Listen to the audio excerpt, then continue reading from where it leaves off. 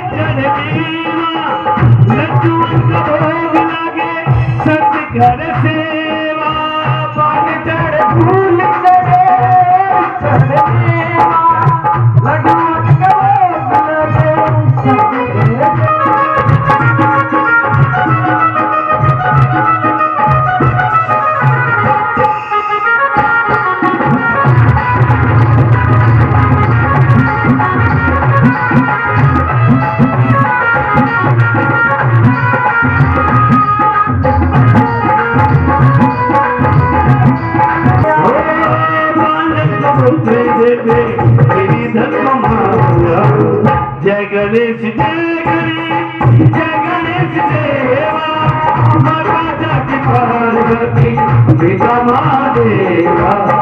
जय गणेश जय गणेश जय गणेश देवा। शंभु फणीन्द्र सेव्य मनिषं वेदांत वेद्यं विभुं रामाख्यं जगदीश्वरं सुरगुरुं माया मनुष्यं हरिं वन्देऽहं करुणाकरं रघुवरं भूपालचूडामणिं वरहापीडं नटवरवपु कर्णयो कर्णिकारं विभ्रद्वास कनककपिशं वैजयन्तीं च मालां रन्ध्राणवेणुरधरसुधया पूरयन् गोपवृन्दे वृन्दारण्यं स्वपदरमणं प्राविशद्गीतकीर्ति सच्चिदानन्दरूपाय विश्वोत्पत्त्यादिहेतवे तापत्रय विनाशाय श्रीकृष्णाय वयं नमः। श्रीकृष्णाय वयं नमः। श्रीकृष्णाय वयं नमः। गुरुर्ब्रह्मा गुरुर्विष्णु गुरुर्देवो महेश्वरः गुरुर्साक्षात् परब्रह्म तस्मै श्री गुरुवे नमः। प्रणमे शिवसादेव गौरी पुत्रनायकं भक्तवास समरे नित्यमायुकमार्थिताय वक्रतुंड महाकाय कोटि सूर्य समप्रभ निर्विघ्नं कुरु मे देव सर्वकार्येषु सर्वदा। गजाननं भूतगणादिसेवितं कपितजम्बूफलचारुभक्षणं उमासुतं शोकविनाशकारकं नमामि विघ्नेश्वरं पादपङ्कजं। या देवी सर्वभूतेषु मातृरूपेण संस्थिता नमस्तस्यै नमस्तस्यै नमस्तस्यै नमो नमः। या देवी सर्वभूतेषु ज्ञानरूपेण संस्थिता नमस्तस्यै नमस्तस्यै नमस्तस्यै नमो नमः। परम पूजनीय प्रातः स्मरणीय श्री सद्गुरु भगवान के श्री चरणारविंदों में साष्टांग प्रणाम। परम पूजनीय प्रातः स्मरणीय बाबा कुर्राराम माता कलादास जी के श्री चरणारविंदों में साष्टांग प्रणाम। आइए प्रभु प्रेमियों, नियम के अनुसार गुरु वंदना श्रीमद् भागवत मिल करके बैठ जाए। दिल्ली से आए हुए हमारे परम पूजनीय संत श्री कृष्णपुरी जी महाराज से मेरा निवेदन और परिवार से मेरा निवेदन कि महाराज श्री को आसन पर विराजमान करें। श्री कृष्णपुरी बेड पर हमारे साथ देने के लिए और मिलकर के साथ चलने के लिए श्री दीपक न कर सके गुरु के सो तीन लोक नो खंड में गुरु से बड़ा न को, गुरु से बड़ा न को। सारे तीर्थ धाम आपके चरणों में, हे गुरुदेव प्रणाम आपके चरणों में। सारे तीर्थ धाम आपके चरणों में, हे गुरुदेव प्रणाम आपके चरणों में। ओ सारे तीर्थ धाम आपके चरणों में, हे गुरुदेव प्रणाम आपके चरणों में। सारे तीर्थ धाम आपके चरणों में, हे गुरुदेव प्रणाम आपके चरणों में। सारे तीर्थ धाम आपके चरणों में, हे गुरुदेव प्रणाम आपके चरणों में। हृदय में माँ गौरी लक्ष्मी कंठ शारदे माता है, कंठ शारदे माता है, कंठ शारदे माता है। हृदय में माँ गौरी लक्ष्मी कंठ शारदे माता है, कंठ शारदे माता है, कंठ शारदे माता है। जो भी मुख से वचन कहे वो वचन सिद्ध हो जाता है, वचन से वचन कहे वो वचन सिद्ध हो जाता है, वचन सिद्ध हो जाता है। ब्रह्मा है गुरु विष्णु है शंकर भगवान आपके चरणों में, हे गुरुदेव प्रणाम आपके चरणों में। ओ सारे तीर्थ धाम आपके चरणों में, हे गुरुदेव प्रणाम आपके चरणों में।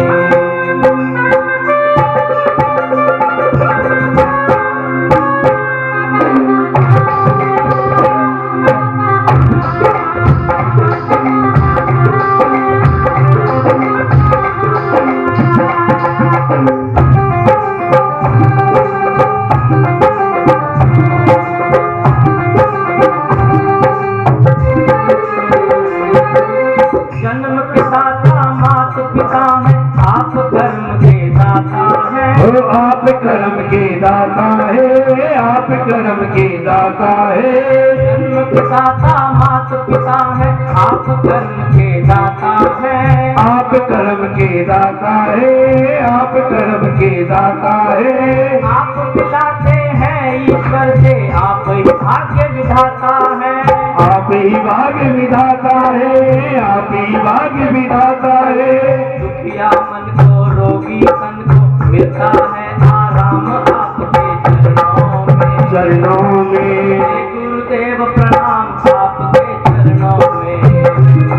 हाँ सारे तीर्थ धाम आपके चरणों में, हे गुरुदेव प्रणाम आपके चरणों में।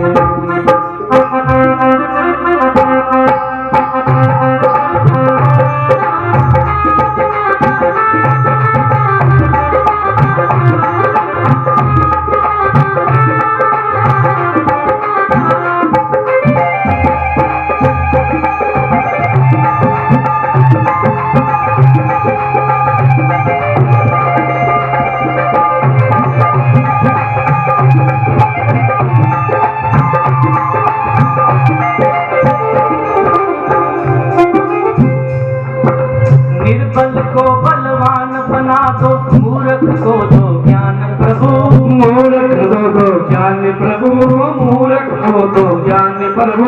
निर्बल को बलवान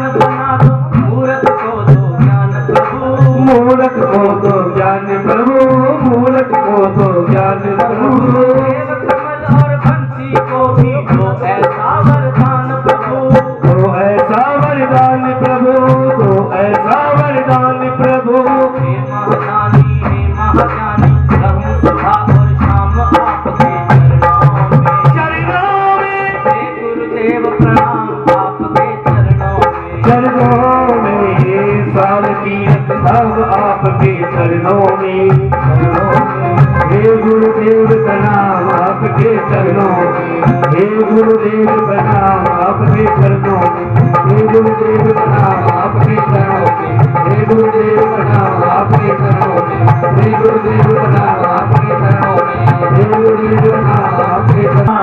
श्री भागवत भगवान की है आरती, पापियों को पाप से है तारती।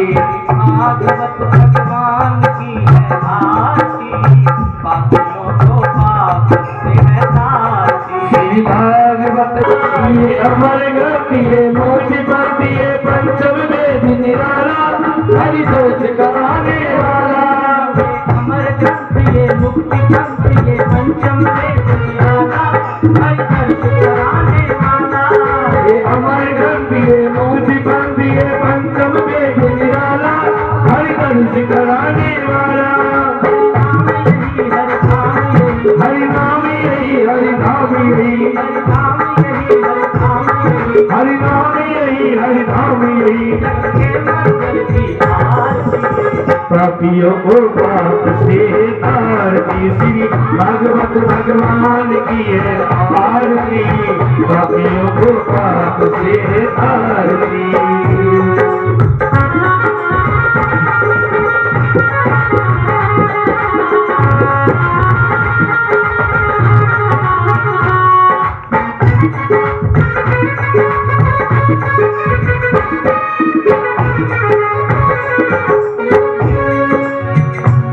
ये शांत गीत पावन पुनीत पापों को मिटाने वाला, हरि दर्श कराने वाला।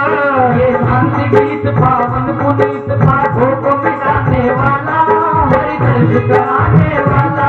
ये शांत गीत पावन पुनीत पापों को मिटाने वाला, हरि दर्श कराने वाला। ये शांत गीत पावन पुनीत पापों को मिटाने वाला, हरि दर्श कराने वाला। ये सुख करनी ये दुख हरनी, ये सुख करनी ये दुख हरनी, ये सुख करनी ये दुख हरनी, ये सुख करनी ये दुख हरनी। श्री माधो सुख की आरती, पापियों को पाप से तारती। श्री भागवत भगवान की है आरती, पापियों को पाप से तारती।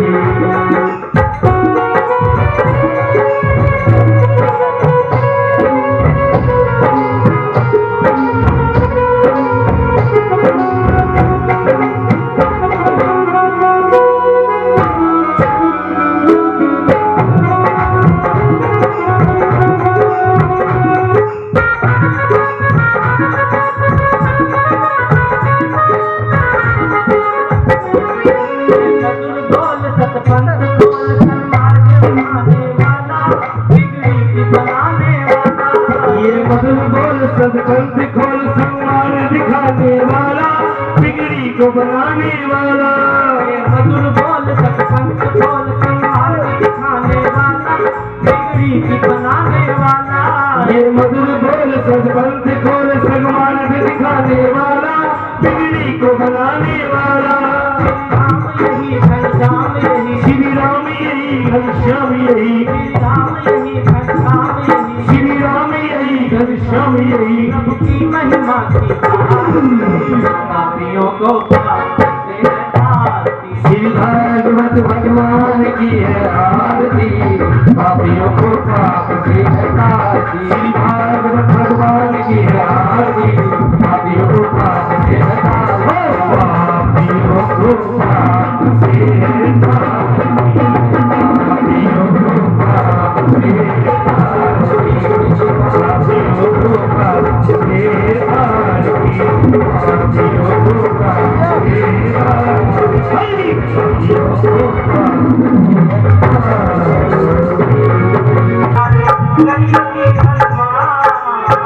योगी हनुमान प्यारे, योगी हनुमान।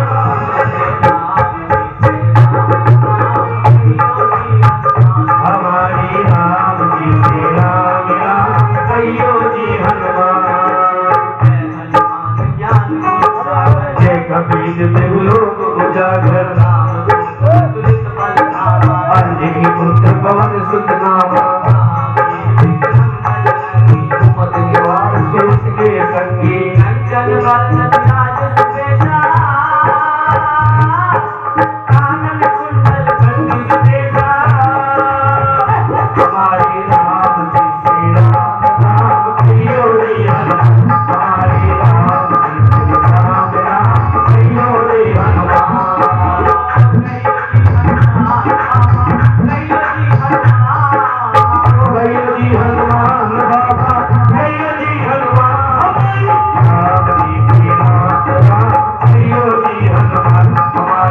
राम जी श्री राम राम कहियो जी हनुमान और सजा विराजे कानन कुंडल करेऊ साजे शंकर सुवन केसरी नंदन तेज प्रताप महाजगदंदन विद्यावान गुणी अति चातुर प्रभु चरित सुनिबे को रसिया राम लखन सीता मन बसिया राम जी श्री राम राम कहियो जी हनुमान हमारे राम जी श्री राम राम कहियो जी हनुमान कहियो जी हनुमान प्यारे कहियो जी हनुमान कहियो जी हनुमान प्यारे कहियो जी हनुमान राम जी श्री राम राम कहियो जी हनुमान हमारे राम जी श्री राम राम कहियो जी हनुमान सूक्ष्म रूप धरि सिए दिखावा विकट रूप धरि लंक जलावा भीम रूप धरि असुर सिखाए रामचंद्र जी काज सवारे लाए सजीवन लखन जियाए वीर वीर हनुमान साई रघुपति कीनी बहुत बड़ाई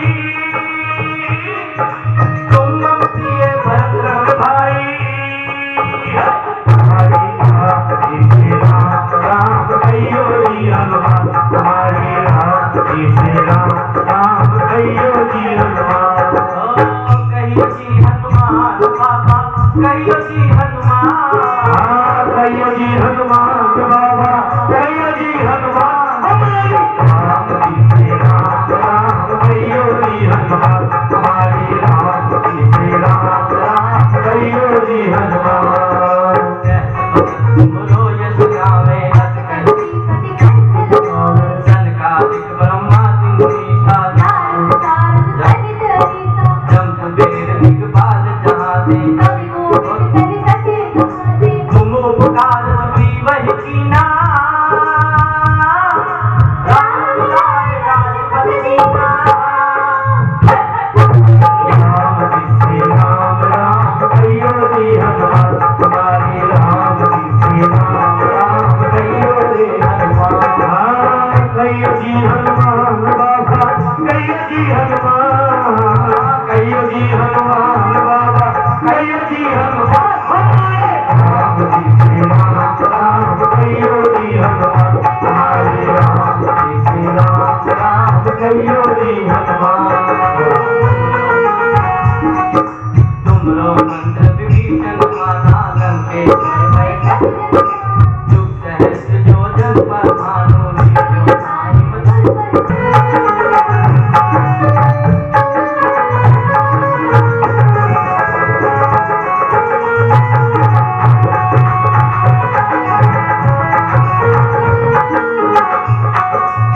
हे बुद्धवंजन मारुति नंदन हे बुद्धवंजन मारुति नंदन सुन लो मेरी पुकार पवन सभी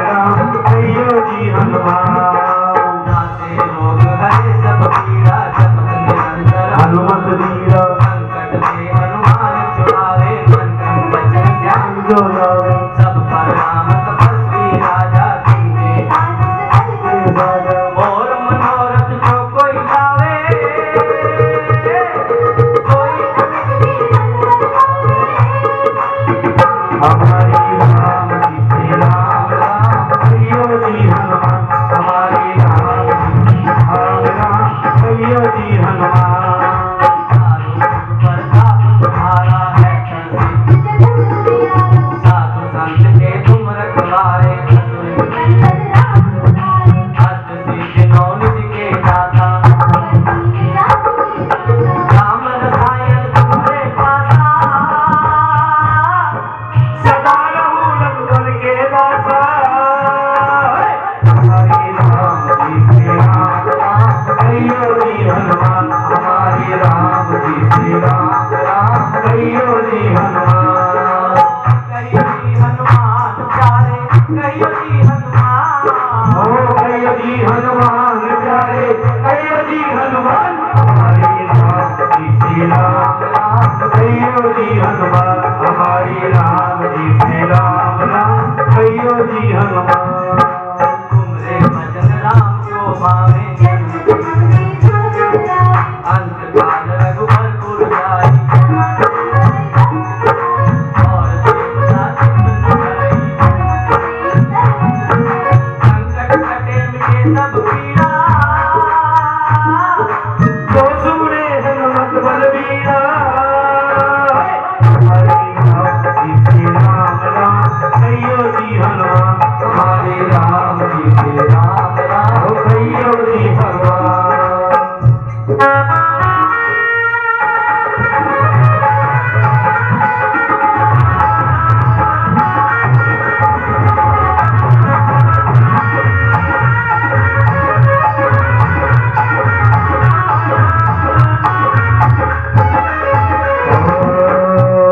सिया राम जानकी बैठे मेरे सीते सिया राम जानकी बैठे मेरे सीते सिया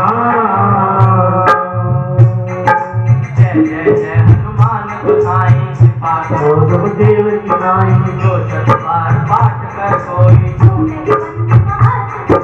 जो ये पढ़े हनुमान चालीसा तुलसीदास सदा हरिचेरा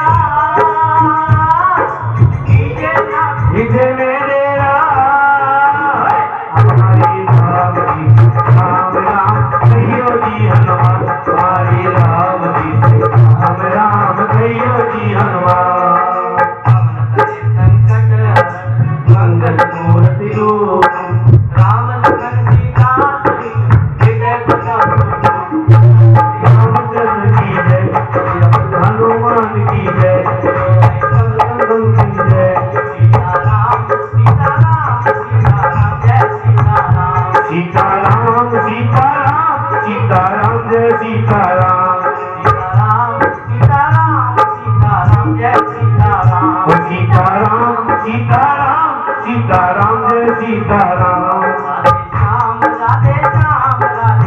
जय सीताराम राधे श्याम राधे श्याम जय राधे श्याम राधे श्याम राधे श्याम जय राधे श्याम राधे श्याम राधे श्याम राधे श्याम जय राधे श्याम राधे श्याम राधे श्याम राधे श्याम जय राधे श्याम मधुर मधुर नाम ओ मधुर मधुर नाम सीताराम सीताराम ओ मधुर मधुर नाम राधे श्याम राधे श्याम ओ मधुर मधुर नाम सीताराम सीताराम ओ मधुर मधुर नाम राधे श्याम राधे श्याम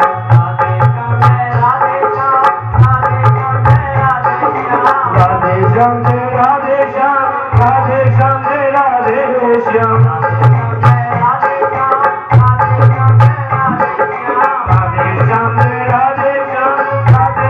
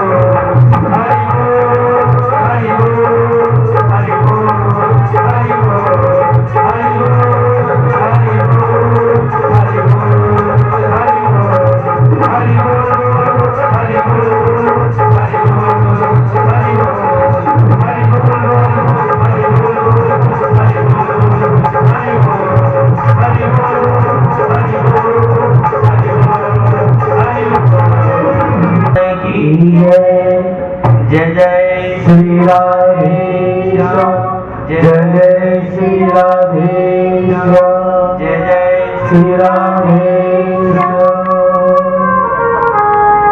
आइए प्रभु प्रेमियों, सबसे पहले मैं धन्यवाद हूँ अपने सदगुरु महाराज का, श्री हनुमान जी महाराज का, बाबा गुर्राराम का, माता कलादास का, और पश्चात आप सब परिवार के सदस्यों का, जिन्होंने अपने मन में इतना प्रेम भर लिया कि ना चाहते हुए भी इस शरीर को आपको सम्मुख आना पड़ा। आप सबको साधुवाद। बहुत सी समस्याएं आई, कुछ समस्याओं का जिक्र नहीं किया जा सकता क्योंकि शरीर अभी हमसे डिस्कस किया था, लेकिन फिर भी आप सबको बहुत बहुत साधुवाद है। बाबा गुर्राराम ने विशेष कृपा की कि यहाँ का प्रत्येक उनका बच्चा, पोता पोती सब बाबा से प्रार्थना कर रहे थे कि बाबा किसी प्रकार से श्रीमद् भागवत महापुराण ज्ञान यज्ञ हो। आज ये उसी की फलश्रुति है, उसी का फल है कि हम सब उस संत की कृपा से, श्री हनुमान जी की कृपा से, और आप सबको हृदय से साधुवाद। पत्नी श्रीमती राधा रानी, उनकी माता श्री टीटू जी की यहाँ विराजमान शायद नहीं, तो ठाकुर जी ने बड़ी कृपा की। और आज हम सब ने देखा कि परमात्मा ने हम सब पर किस प्रकार से कृपा की। बहुतों के मन में था कि श्रीमद् भागवत महापुराण जो कि साक्षात ठाकुर जी का, भगवान कृष्ण का वांगमय स्वरूप है, काश वो हमारे सर पर भी, हमारी गोद में भी आकर के विराजमान हो। लेकिन जीवन में संसार है, भौतिक जगत है, समस्याएं भी बहुत हैं हम सबके जीवन में, लेकिन इस संसार में रहते हुए ही हमें परमात्मा की प्राप्ति करनी है, क्योंकि ये मानव का शरीर हमें परमात्मा की प्राप्ति के लिए ही मिला है।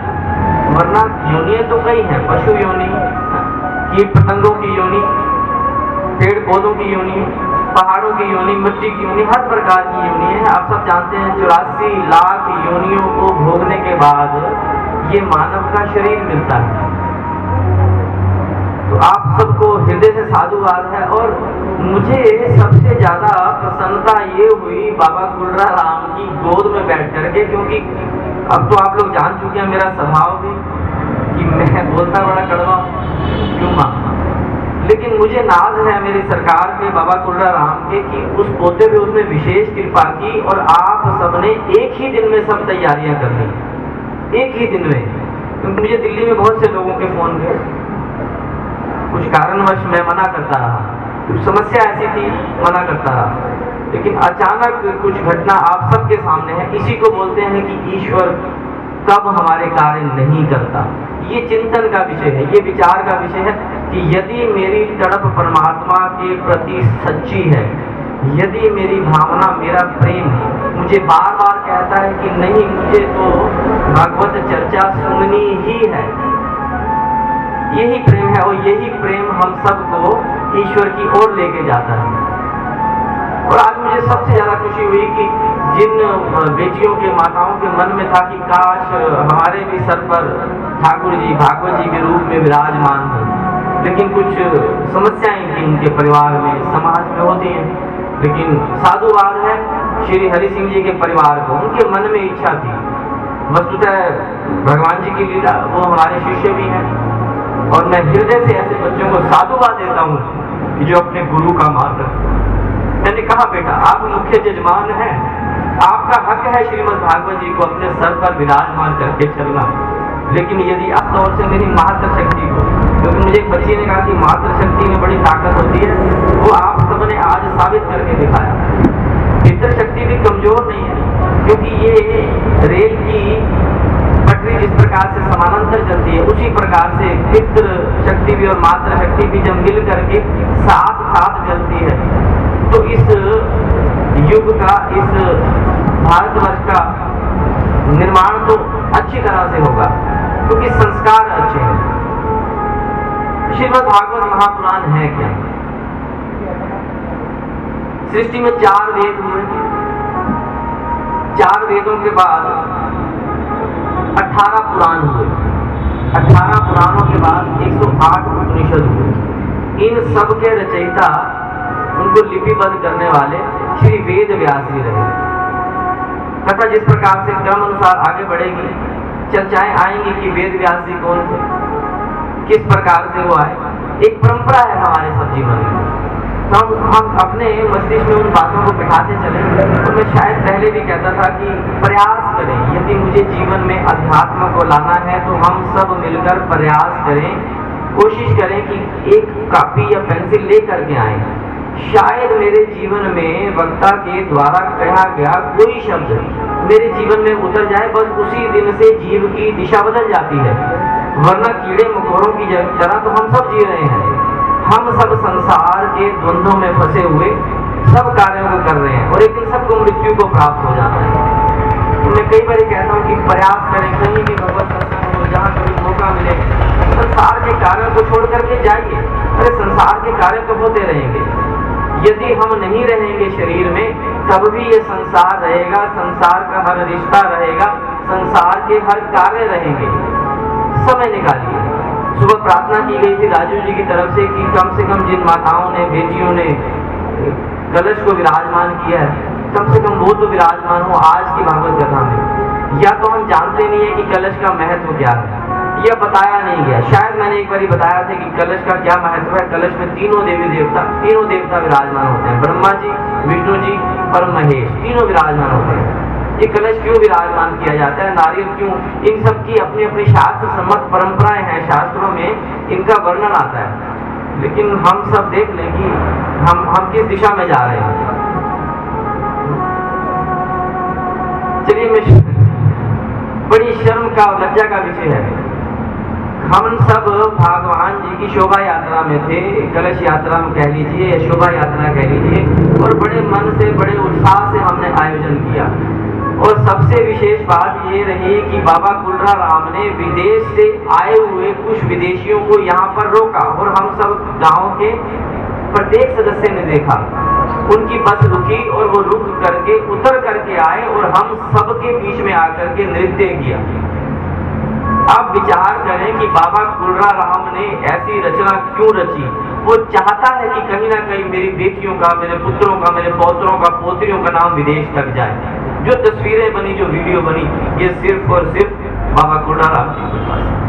अब विचार करें, हमें ऐसा लगा, मैं वस्तुतः स्वीकार करता हूँ, आप माने ना माने, हाँ कदाचित इष्ट की कृपा हो गई, सदगुरु की कृपा हो गई। सदगुरु के द्वारा मुझे मार्ग मिला कि मेरा इष्ट कौन है, भगवान में और देवताओं में क्या फर्क है। अब तो हमारे परिवार के सब लोग जान चुके हैं, क्योंकि मुझे याद है वो दिन मैं शुरू में पूछता था कि आप किसको मानते हैं, तो मेरी बेटियां, मेरी माताएं कहती थी, आज भी कुछ कहती हैं, बाबा हम तो सबको मानते हैं।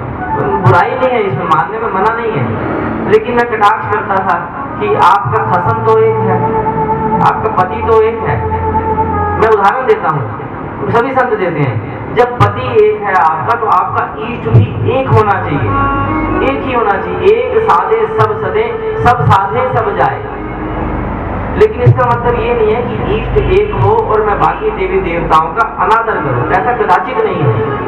लौकिक जगह से जाने, जिस प्रकार से हमारी एक बच्ची का पति होता है एक, घर में देवर भी है, जेठ भी है, लेकिन वो जितना मान सम्मान पति को देती है तो देवर को लट नहीं मारती, जेठ को लट नहीं मारती। हाँ, वो मैंने देखा कुछ लोग कहते हैं कि नहीं बाबा आप तो कहती हो, हम तो भाभी अपने देवर को लट बड़ा मारती हैं होली के दिन। वो विनोद है, मतलब मजाक है, लेकिन मान सम्मान की बात है। लेकिन जो मान सम्मान, जो ओहदा पति को दिया जाता है, वो उतना देवर को और जेठ को नहीं दिया जाता। इसी प्रकार से हमारे जीवन में एक इष्ट होना चाहिए, एक परमात्मा। मैं कई बार कहता हूँ, आप लोग अब तो आप लोग जान रहे हैं, मैं साधुवाद है, इसीलिए मैं कहता हूँ कि बार बार कथा सुननी चाहिए, बार बार सुननी चाहिए।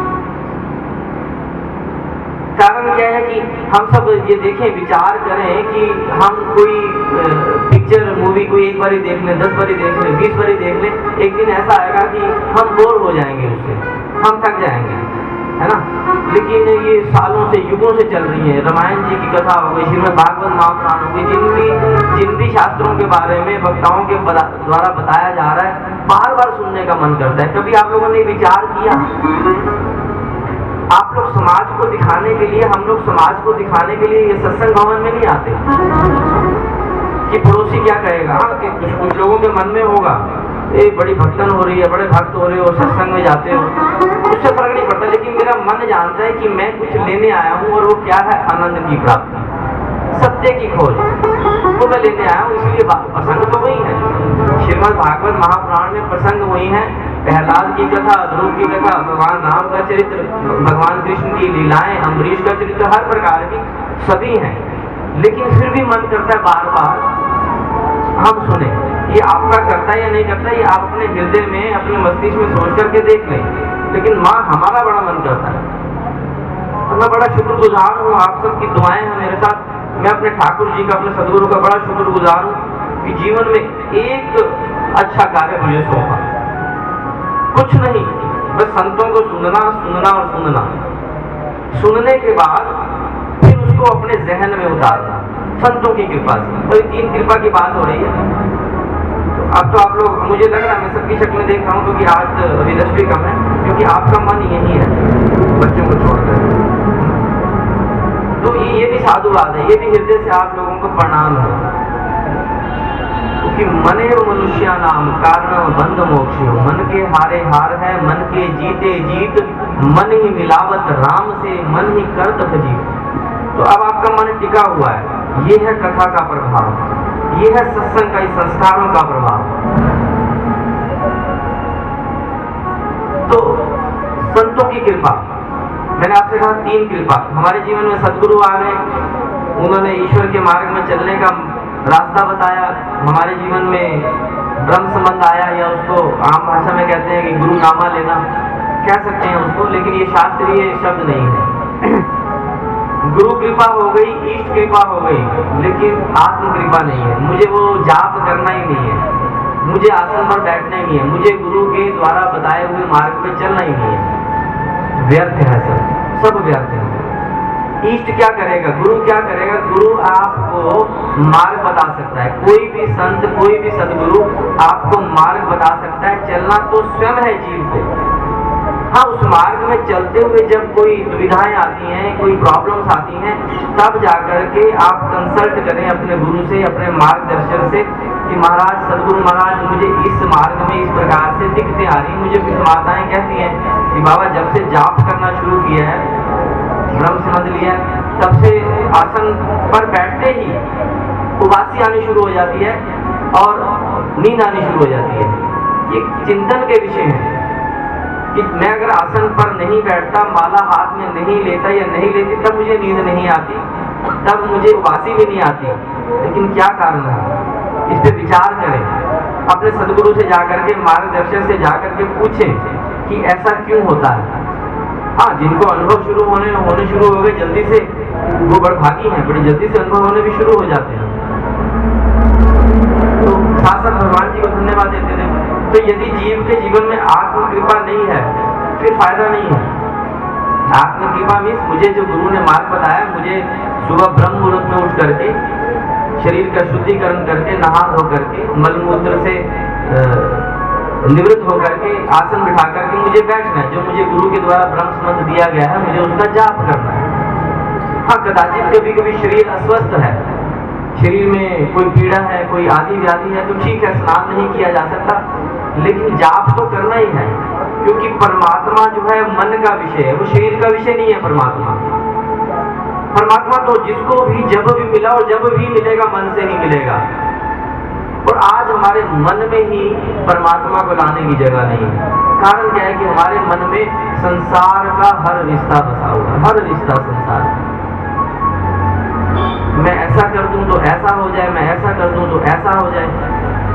अरे अब तो भजन कर लो माँ, 70 साल की, 75 साल की शरीर की अवस्था हो रही है, मुझे फोन आते हैं, ठीक है, करुणा है, होनी चाहिए, बाबा मेरा बेटा बड़ा बीमार है, कुछ तो करो। अरे उसको भोग लेने दो, वो शरीर उसका बीमार है, उसके शरीर के कर्म फल हैं जो उसको और हम सबको भोग करके जाने हैं। बड़े बड़े संतों के जीवन में इसी प्रकार के कष्ट आए जो हम सोच नहीं सकते। आज हम सब मिलकर जिस भागवत महापुराण का श्रवण करने जा रहे हैं, मूलतः ये भगवान कृष्ण से संबंधित है। आप मानते हैं कि नहीं मानते? श्रीमद् भागवत महापुराण श्री ठाकुर जी का वांग्मय स्वरूप है। जब ठाकुर जी इस धराधाम को छोड़ करके गए तो ऋषियों ने पूछा कि जब भगवान कृष्ण अपने गोलोक धाम को वापस चले गए तो धर्म किसकी शरण में गया? तो ऋषियों ने मुक्त कंठ से कह दिया कि धर्म गया श्रीमद् भागवत महापुराण की शरण में। तो भगवान कृष्ण का वांग्मय स्वरूप है श्रीमद् भागवत पुराण महापुराण, ठीक है। तो जिस कृष्ण की हम पूजा करते हैं, जिस कृष्ण को हम अपना इष्ट मानने लग गए हैं, वस्तुतः कृष्णम वंदे जगत गुरु, ये शास्त्रों ने कहा, संतों ने कहा, आपने सुना होगा। अगर जीवन में किसी को गुरु मानना है तो कृष्ण को मानो। कृष्णम वंदे जगत गुरु, जगत का गुरु है कृष्ण। कृष्ण कौन है? कृष्णम वंदे, कृष्ण की वंदना करो। वंदे मीन्स वंदना करो, वंदे जगत गुरु, क्योंकि वो जगत का, जगत मीन्स पूरे विश्व का गुरु है। और कृष्ण ही परात्पर ब्रह्म है, पूर्ण ब्रह्म है वो।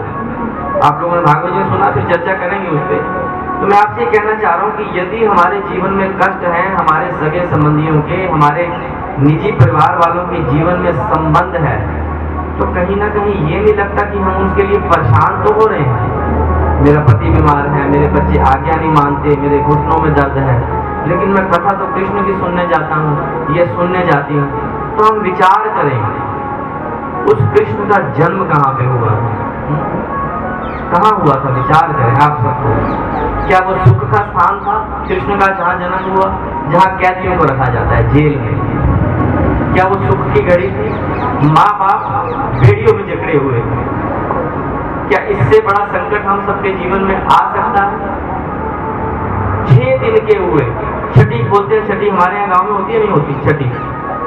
6 दिन के हुए पूतना अपने स्तनों पे विष लगा करके दुग्ध पान कराने आई। क्या ये सुख की घड़ी थी? हमारे जीवन में कोई दुख नहीं है महाराज, लेकिन हमने उसको मान लिया है ऐसा। हमने मान लिया है कि मेरे जीवन में दुख ही दुख है। वस्तुतः संत कहते हैं कि दुख कोई होता ही नहीं, कोई दुख नहीं होता। मैंने अपने मन से मान लिया मैं दुखी हूं, वो दुख है। मैंने अपने मन से मान लिया कि मैं दुखी हुई नहीं, मेरे जैसा संसार में कोई सुखी नहीं है, तो मैं सुखी हूँ। हम विचार करें, जो हमारा इष्ट है, हमारी जो बेटियों ने, जो माओ ने ब्रह्म संबंध लिया, उस ब्रह्म संबंध में मीनिंग भी मैंने उनको बताया था कि हमारे ब्रह्म संबंध का मतलब क्या है। जिस हम परमात्मा की शरण में है, उसके जीवन में पल पल संकट। सत्संग मंडल में आए गए हो तो यही रखो मन को। तो जब सृष्टि का प्रारंभ हुआ तो प्रारंभ में सिर्फ और सिर्फ नारायण थे। उनको श्री हरि कह लें, भगवान विष्णु कह लें, कुछ भी कह लें। वेदों के अनुसार उनको निर्गुण और निराकार कहा जाता है। वेदों के अनुसार उनको निर्गुण और निराकार कहा जाता है। वस्तुतः परमात्मा सत्य में निर्गुण और निराकार ही है, ये सत्य है, इसमें कोई दो राय नहीं है। परमात्मा निर्गुण और निराकार ही है, लेकिन निर्गुण और निराकार की उपासना हम सब साकार जीवों के लिए प्रायः कर पाना कठिन है। लेकिन जब हम भक्ति के मार्ग में चलते हुए, किसी सद्गुरु के द्वारा बताए हुए मार्ग में चलते हुए, जब हम भक्ति की चरम सीमा को प्राप्त होते हैं, तब जाकर के हम जिस साकार की पूजा करते हैं, वो साकार स्वयं हटता है और उस तत्व के दर्शन होते हैं। मैंने कई बार आपसे चर्चा की कि आज मान लीजिए किसी के जीवन में कृष्ण ही उसके इष्ट हैं। अब तो मुझे बड़े फख्र से कहना पड़ता है कि मैक्सिमम इस गांव के परिवार के लोगों के अब इष्ट कृष्ण ही हो चले हैं, चाहे फोर्सिबल ही हो रहे हैं कि बाबा के कहने में। तो वस्तुतः सत्य यही है कि कृष्ण ही परात्पर ब्रह्म है, पूर्ण ब्रह्म है वो। रात को जो लोग थे, हम लोग कुछ लोग रात को 12 बजे तक, वस्तुतः ये शरीर जागता नहीं है, तो साधुवाद है इस गांव के छोटे से बच्चे को। मैं शरीर की अवस्था से बता रहा हूँ, इस गांव का सबसे उम्र में छोटा, अपने शरीर की उम्र से बता रहा हूँ, सरपंच आनंद, इतनी ज्ञान की उसको समझ है, क्या उसने ज्ञान की चर्चा की, मैंने उसको बार बार साधुवाद दिया। और हमारे जीवन में ये तीसरा मौका था कि जब मैं और इस गांव के सरपंच आनंद साहब सिर्फ और सिर्फ आध्यात्मिक चर्चा के लिए बैठे। संसारिक जो विषयों पे मेरी सरपंच जी से बातें हुई ना के बराबर है। तो हालांकि जब मेरी उनसे दिल्ली में बात हुई तो उनको साधुवाद है, मैंने उनसे कहा था जरूर आइए, लेकिन वो रात को ही अपना 3-4 घंटे दे गए मुझे। और इतनी विलक्षण प्रतिभा है, आप लोगों ने शायद नहीं सुना होगा, आनंद को जब वो बोलता है, वो बच्चा मेरे लिए बच्चा है जी, वो सरपंच है, मैं उसको भी प्रणाम करता हूँ, लेकिन जिस पदवी पे आपने मुझे बिठा दिया वहाँ मेरे लिए सरपंच शब्द भी छोटा है। उसको जो पकड़ है उसकी गीता जी में, जो वो बोलता है, बहुत हृदय से प्रणाम है उसके। उसके माँ बाप ने ना जाने कैसी औलाद इस पृथ्वी पे डाल दी। पहली भक्ति श्रवण भक्ति, श्रवण मैंने सुनना है ना। तो मैंने आपको ये प्रश्न क्यों शुरू किया कि वो आनंद के जीवन में जब सुन बदलाव आ सकता है तो हमारे जीवन में नहीं आ सकता। प्रधान जी भी थे तो मैंने आनंद के बारे में बताया, आप इसे पहली बार सुना आनंद को। तो जिन लोगों ने पहली बार सुना गांव के लोगों ने, तो उन गांव के सब प्राणियों को नाज होना चाहिए कि हमारे गांव में एक ऐसा शख्स है जिस दिन उसके ऊपर किसी गुरु ने अपनी मुहर लगा दी, वो व्यासपीठ पे बैठ करके कुछ भी बोल सकता है, कुछ भी बोल सकता है। मैं आपको वादा करता हूँ, और ये उसके भी शब्द थे, बाबा किसी भी विषय पे आप मुझसे चर्चा करना। मैं उसको बार बार साधुवाद देता था, कंटिन्यूसली 3 घंटे बोला वो मुझे तो बोलने नहीं देता, बीच बीच में उससे मुझे बोलने ही नहीं देता था वो। नहीं, ऐसा नहीं फालतू की बातें करता था, सारी अध्यात्म की बातें, सारी। आप लोगों में से कितने जानते हैं उसके बारे में, है ना। बहुत से मैक्सिमम लोग जानते हैं, आवारागर्दी कर रहा है, स्मोकिंग कर रहा है, गांव में नलकियां लगवा रहा है, पानी ला रहा है, ये समाज की सेवा का काम है। वो ईश्वर से कितना जुड़ा हुआ है ये जानिए आप। आनंद यादव ईश्वर से कितना जुड़ा हुआ है ये जानिए। जिस दिन जान जाएंगे तो आपको रश्क होना चाहिए, आपको जलन होनी चाहिए अपने आप के ऊपर कि हमारे सामने पैदा हुआ। हम गली मोहल्ले की भाभियों ने, माताओं ने, मौसियों ने, चाचियों ने उसको गोद में खिलाया। बहुत बोलता है अध्यात्म में, बहुत बढ़िया बोलता है और सटीक बोलता है। वो ऐसे ऐसे प्रश्न करके गया कर्ता कर्ता के बारे में। कहाँ विषय कहाँ है महाराज, यहाँ तो हम अपने आप को कर्ता ही मान के बैठे हुए हैं। उसे साफ कह दिया, बाबा जिस दिन कोई अकर्ता हो जाता है वो स्वयं ब्रह्म हो जाता है। और वस्तुतः सत्य यही, क्योंकि धारा यहाँ से भी मुड़ी थी कि ईश्वर वस्तुतः निर्गुण और निराकार है, यहाँ से भी मुड़ी थी।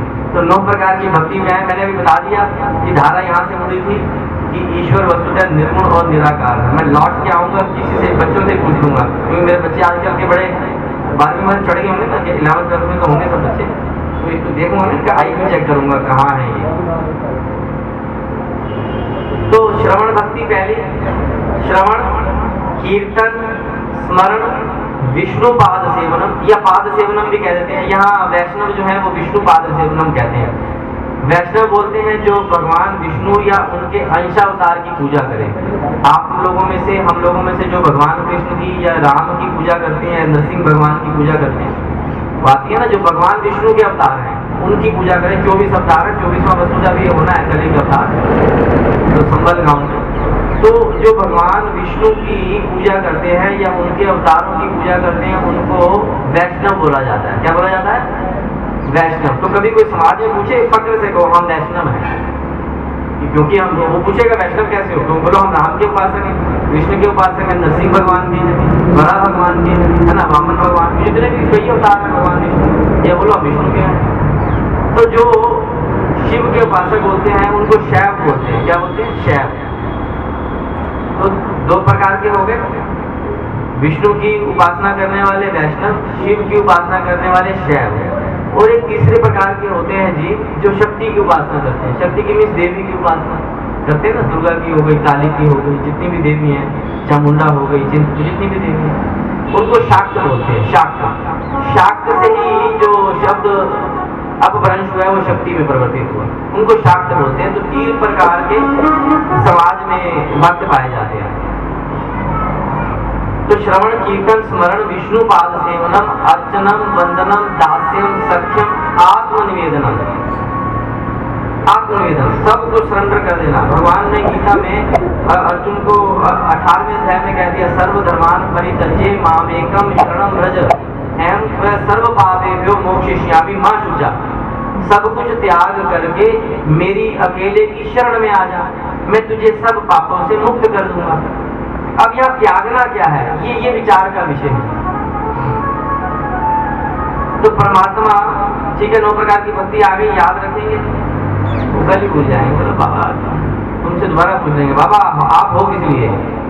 हैं जी, भूल गए ना? हाँ, तो बाबा आप किस लिए? आपसे पूछ लेंगे। तो आजकल ये सबको मोबाइल चलाने आ गए हैं। मैं देखता हूँ आजकल की हमारी गांव की बेटियां भी, बुरा नहीं मानिएगा, जो 10वीं पास है या कम पढ़ी है, मोबाइल पे इतनी बड़ी बड़ी वो लिख के भेजेंगी। अच्छा मुझे तो पता लगा, मैंने बोला ये इतना लंबा चौड़ा कैसे लिख लेती है हमारी बेटी। फिर मुझे गांव के किसी ने बताया कि बाबा वो ना माइक से बोलती है, वो टाइप होता जाता है। तो देखो जब ये हास्य का विषय तो है, लेकिन ये ज्ञान का विषय भी है। इसे ज्ञान क्या लेना है कि आप उस स्मार्टफोन को कहो कि मुझे वैष्णव किसको कहते हैं, आपने स्पीकर में बोल दिया वैष्णव किसको कहते हैं, वो लिख के आ जाएगा सारा। आज तो गूगल सबका गुरु है आज, तो गूगल पे सब मिल जाएगा आपको। तो उसको स्पीकर में बोल दो कि 9 प्रकार की भक्ति कौन सी है, तो तब तो याद रहेगा। हाँ फिर ये मत कहना, नहीं तो फिर मैं कटाक्ष करूंगा कि ये व्हाट्सएप पे मुझे तो मैंने समझा लिखती होगी।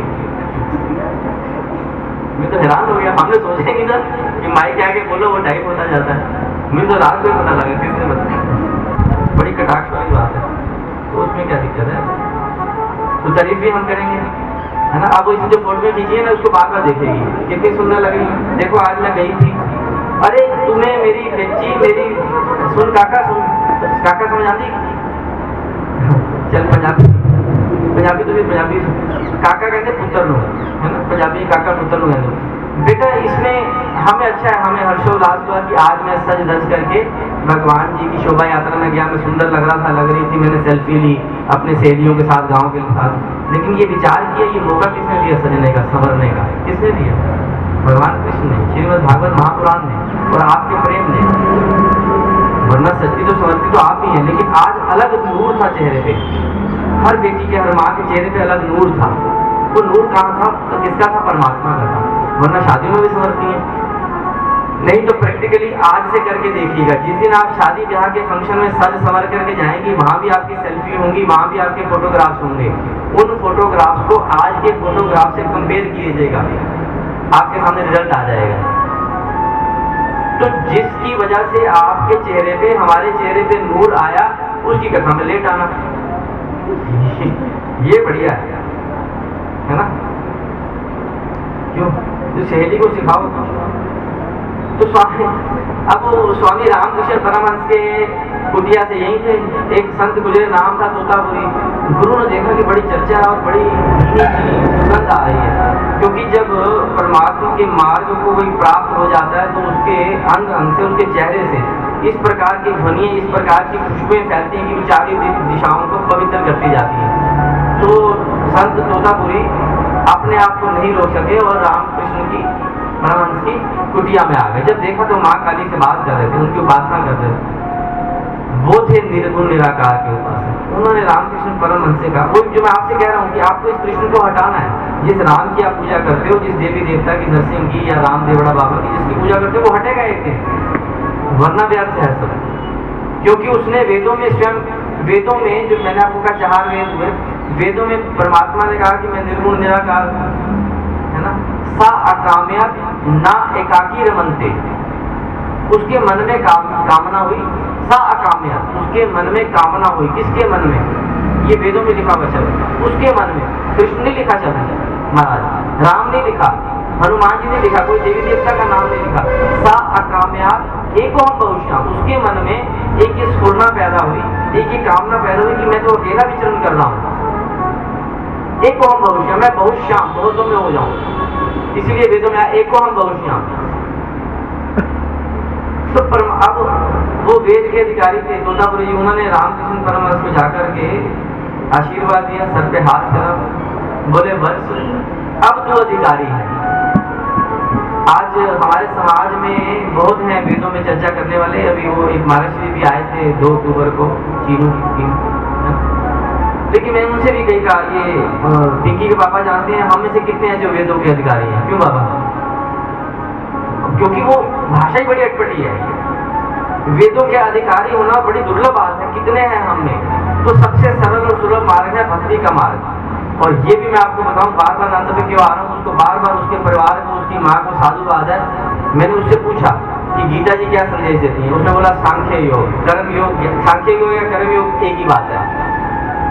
मैंने बोला गीता जी कहती क्या है? उसने बोला बाबा, गुरु जी कभी बाबा ही बोलता है कि गीता जी सांख्य योग, ज्ञान योग और भक्ति योग बोलती है। तो मुझे अब आएंगे दशरथ के बेटे की बात करें। दशरथ के पास भी वशिष्ठ जी आए थे अपनी कुटिया से, उनको औलाद की प्राप्ति कराने के लिए गुरु स्वयं चल के जाता है। तो आप प्रार्थना करें समाज के लिए कि बाबा इनको भी गुरुनामा दे दो, है ना। क्या मैं स्वयं चल रहा हूँ, दूसरों को क्यों लाना चाहते हो उस मार्ग में? ठीक है, अच्छा है, शायद कोई इस मार्ग में चल पड़े। येन केन प्रकार ईश्वर का नाम तो जपेगा कोई, है ना। उल्टा नाम जपा जग जाना, वाल्मीकि वह ब्रह्म समाना। वाल्मीकि जी ने मरा मरा कह करके राम को पा लिया और रामचरितमानस की रचना कर दी।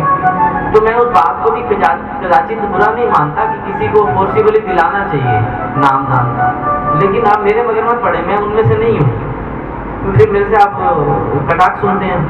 अच्छा, जिनके मोह आई भगवान जी ने कृपा कर दी, वो सहज पा गए, है ना।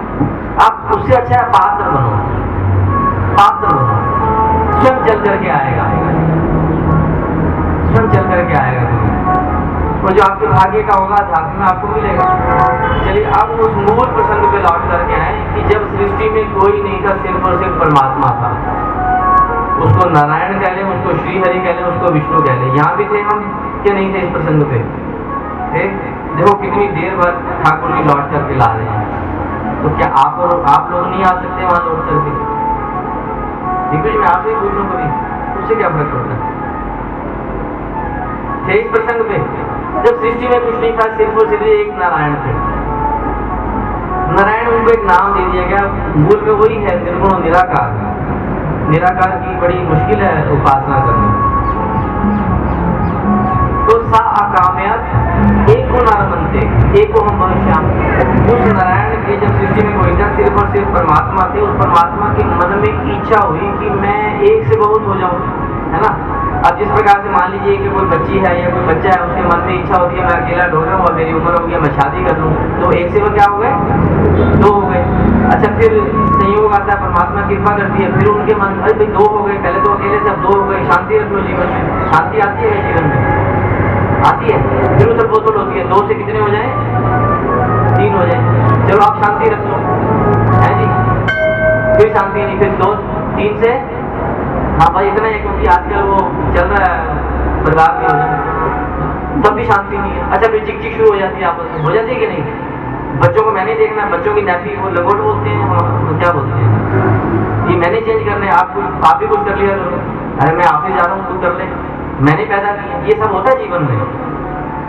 एक रहते हुए मुझे शांति नहीं थी, मैंने अपने जीवन में दूसरे को लाने के लिए सोचा, दूसरा भी मेरे जीवन में आया, हम दोनों ने मिलकर के तीसरे को लाए, तब शांति नहीं आए। तीसरे को लाने के बाद चौथे को लाए, तब शांति नहीं है। मेरे रूप के श्याम सलोने, मेरे रूप के श्याम सलोने, मेरे रूप के श्याम सलोने, मेरे रूप के श्याम सलोने, होने मैं तो आई तेरी ही होने, तेरी ही होने, तेरी ही होने, देखो होने, देखो होने, तेरी ही होने, तेरी ही होने, देखो होने, ये देखो होने, तेरी ही होने, तेरी ही होने, देखो होने, ये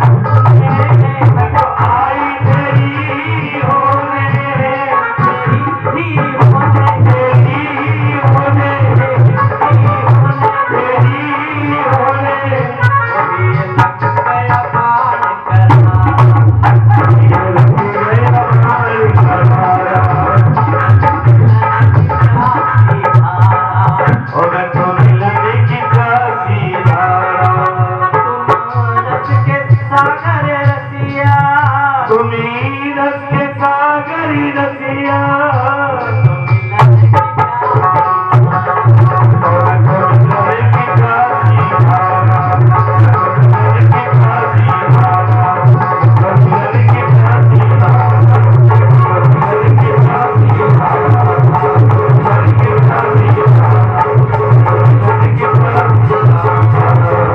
हरे राम राम राम हरे राम हरे कृष्ण कृष्ण कृष्ण हरे राम हरे राम राम राम हरे राम हरे कृष्ण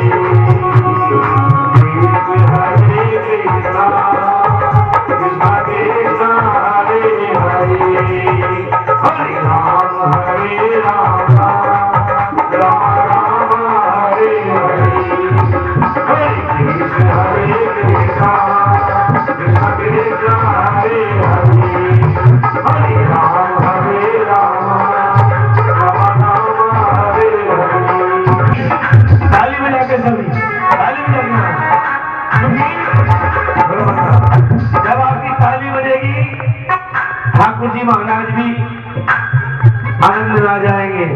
हाँ, 1 2 3 4।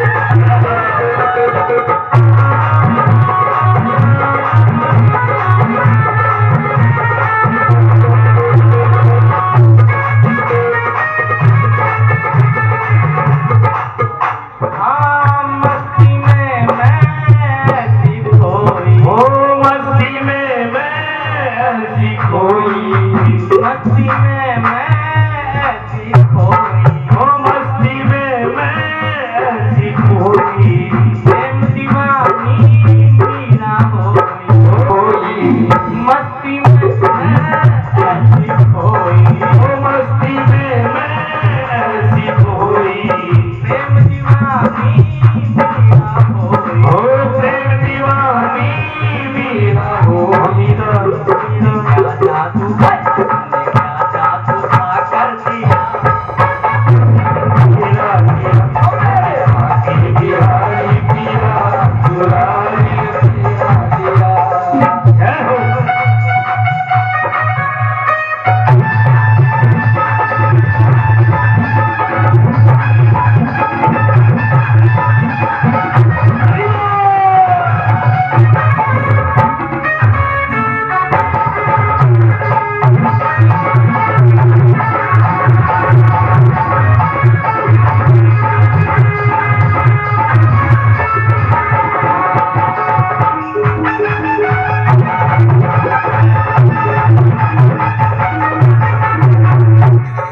श्री हरिदास के प्राण प्यारे श्री हरिदास दासी के प्राण प्यारे